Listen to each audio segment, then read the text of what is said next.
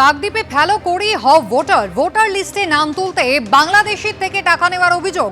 Newton কাণ্ডে যখন তোলপাড় চলছে তারই মধ্যে কাকদ্বীপে এবার নতুন অভিযোগ। টিএমসিপি নেতা দেবাশিস দাসের অনুগামী স্থানীয় তৃণমূল কর্মী কাশীনাথ বিশ্বাস বাংলাদেশের কাছ থেকে ভোটার কার্ডের জন্য 10,000 টাকা নিয়েছেন বলে অভিযোগ। টাকা নিলেও কিন্তু ভোটার কার্ড পাওয়া যায়নি, এমনটাই দাবি করেছেন সেই ব্যক্তি। কথা বলবো, আমাদের প্রতিনিধি গৌতম মণ্ডল রয়েছেন আমাদের সঙ্গে।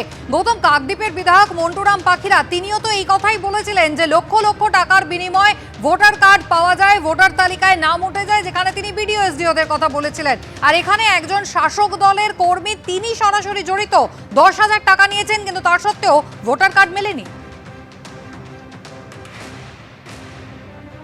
হয়েছিল বিধায়ক মন্টুরাম পাখিরার অভিযোগের ভিত্তিতে।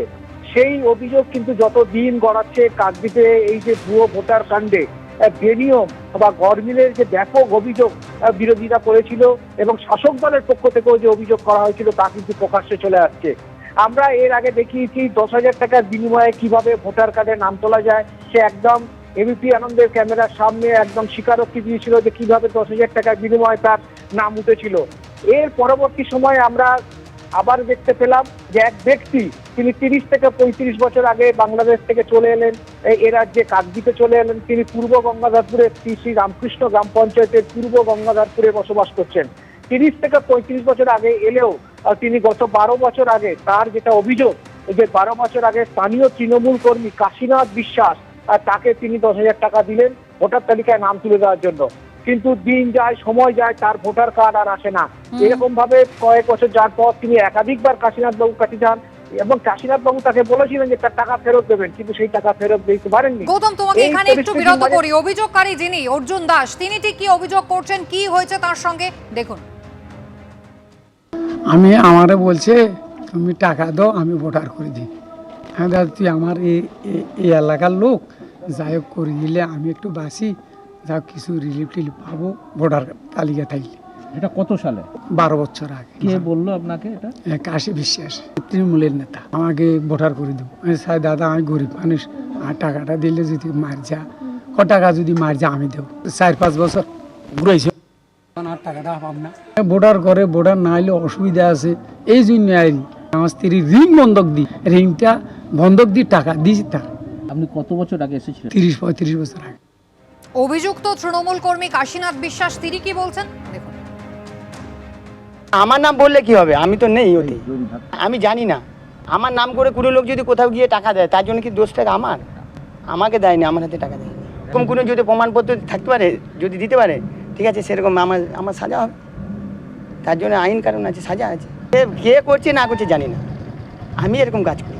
নিউটন দাসের ঘটনা যখন একেবারে সামনে চলে এসেছে, বাংলাদেশের নাগরিক নিউটন, যার হদিশ মিলেছে কাকদ্বীপে, বাংলাদেশের পাসপোর্ট, কিন্তু বাকি সমস্ত সরকারি নথিপত্র এদেশের। আর সেখানে এবারও কিন্তু দেখা যাচ্ছে নতুন অভিযোগ উঠছে, জায়গা কিন্তু সেই কাকদ্বীপ। এবার টিএমসিপি নেতা দেবাশিস দাস, নিউটন দাসও যার ঘনিষ্ঠ ছিলেন, সেই টিএমসিপি নেতা দেবাশিস দাসের এক অনুগামী স্থানীয় তৃণমূল কর্মী কাশীনাথ বিশ্বাসের বিরুদ্ধে অভিযোগ যে তিনি একজনের কাছ থেকে 10,000 টাকা নিয়েছিলেন ভোটার কার্ড দেবেন বলে, প্রায় 12-13 বছর আগে, কিন্তু এখনো পর্যন্ত সেই ভোটার কার্ড তিনি দেননি। বিজেপির তরফ থেকে কি বলা হচ্ছে দেখুন। বাংলাদেশিদের মাধ্যম দিয়ে, বাংলাদেশি জিহাদিরা পশ্চিমবঙ্গের তৃণমূলের মাধ্যম দিয়ে এখানে জিহাদিদের সরকার চালাচ্ছে, এটা একদম পরিষ্কার। এখানে অনেক দেবাশিস দাসের নাম এরপরে উঠে আসবে এবং এই মূল মাথাকে ধরতে হবে। আমাদের পরিষ্কার দাবি, জিহাদিদের এই তৃণমূল সরকার, বাংলাদেশের যে সরকার জিহাদিদের সরকার চলছে, আর তেমনিভাবে পশ্চিমবঙ্গের তৃণমূলী জিহাদিদের সরকার একদম উৎখাত করতে হবে। এরকম ভুয়ো ভোটারদের ধরার জন্য আরও মাথাকে ধরতে হবে, তৃণমূলের মাথাকে, ছোটোখাটো দেখে লাভ নেই। এই ভোটার তালিকা নিয়ে যখন নিউটন দাসের নাম সামনে এসেছে, তখন স্থানীয় টিএমসিপির যিনি সভাপতি দেবাশিস দাস, তারই ঘনিষ্ঠ ছিলেন এই নিউটন। গতকাল থেকেই আপনারা দেখেছেন। আর এই ঘটনা প্রসঙ্গেও যার নাম উঠে আসছে অভিযুক্ত হিসেবে, তিনিও কিন্তু ঘটনা অনুযায়ী তিনিও কিন্তু এই দেবাশিস দাসেরই ঘনিষ্ঠ। দেবাশিস দাস এই ঘটনা নিয়ে, এই অভিযোগ নিয়ে কি বলছেন দেখুন। অর্জুন দাস বলে তো আমি কাউকে চিনি না, আর কাশী বলে একজন আমাদের তৃণমূলের কর্মী আছে। এবার অর্জুন যে নাম, সে কি সঠিক তথ্য বলছে কিনা সেটাও যাচাই করতে হবে। আর দ্বিতীয়ত হচ্ছে, 12 বছর আগে যদি টাকা নেয়, 12 বছর আগে রাজনীতির কোন জায়গায় ছিলাম আমি, সেটাই তো আমি নিজেই বুঝতে পারছি না। আর আমার যখন গ্রাম পঞ্চায়েত ওটা নিজের, তো আমার পঞ্চায়েতে হাজার হাজার আমার লোক আছে, আমার সমর্থক আছে। তার মধ্যে কেউ যদি বলে থাকে যে আমার সমর্থক, তার সঙ্গে তো টাকা নেওয়ার কোথাও নাম আমার জড়িয়ে যায় না। প্রশাসনিকভাবে তদন্ত করে যদি ওই গরিব মানুষ সত্যি টাকা দিয়ে থাকে, সেই টাকা যেন ফেরত পায়। আর আমাদের যদি কেউ টাকা নিয়ে দুর্নীতি করে, তাকে আমরা আমাদের দলের কর্মী বলে মনে করি না। সেই দলের নাম ভাঙিয়ে মিথ্যা কথা বলছে।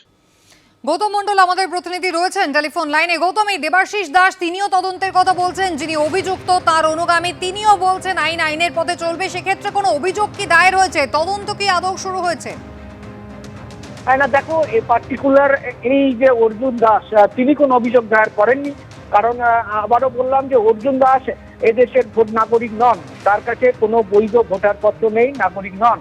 সেক্ষেত্রে কার্যত এই ধরনের মানুষরা যারা কাকদ্বীপে বসবাস করেন, তারা কিছুটা প্রশাসনের থেকে এড়িয়ে থাকেন। যদিও তাদের রেশন কার্ড আছে, তাদের আধার কার্ড আছে, তাদের প্যান কার্ড আছে, কিন্তু তারপরেও যেহেতু তারা এদেশের ভোটার নন, তাদের কাছে ভোটার কার্ড নেই, সেই জন্য অভিযোগ করার ক্ষেত্রে এরা কিছুটা ভীত, কারণ প্রশাসনের কাছে যান না। এক্ষেত্রেও তাকে আমরা প্রশ্ন করেছিলাম, আপনি কি কোনো অভিযোগ দায়ের করেছেন? তিনি বলছেন না, আমি কোনো অভিযোগ দায়ের করিনি। কিন্তু তিনি যেটা ক্যামেরার সামনে একদম অকপট স্বীকার করেছেন যে তিনি এই কাশীনাথ বিশ্বাস তাকেই 10,000 টাকা দিয়েছিলেন এবং তার স্ত্রীকেও নিয়ে গেছিলেন সঙ্গে করে। এবং তিনি যখন এই 10,000 টাকা দেন, তার স্ত্রী অসুস্থ ছিলেন, তা সত্ত্বেও তিনি গয়না বন্ধক দিয়ে সেই 10,000 টাকা, একটা সোনার গয়না বন্ধক দিয়ে 10,000 টাকা এই নেতাকে দিয়েছিলেন। কারণ তার নিরাপত্তার স্বার্থে, তার ভোটাধিকারের স্বার্থে, তিনি নাগরিকত্বের স্বার্থে তিনি জানেন যে এটা দেওয়ার পরে তিনি ভোটাধিকার পাবেন, সেই জন্য তিনি এটা দিয়েছিলেন। কিন্তু পরবর্তীকালে বেশ কয়েকবার যাওয়ার পর তিনি কার্যত কাশীনাথ বিশ্বাস, যেটা তার অভিযোগ, যে প্রত্যাখ্যান করেন। তারপরে আর তিনি জাননি, তাকে জানাননি, তিনি আজও ভোটার হতে পারেননি।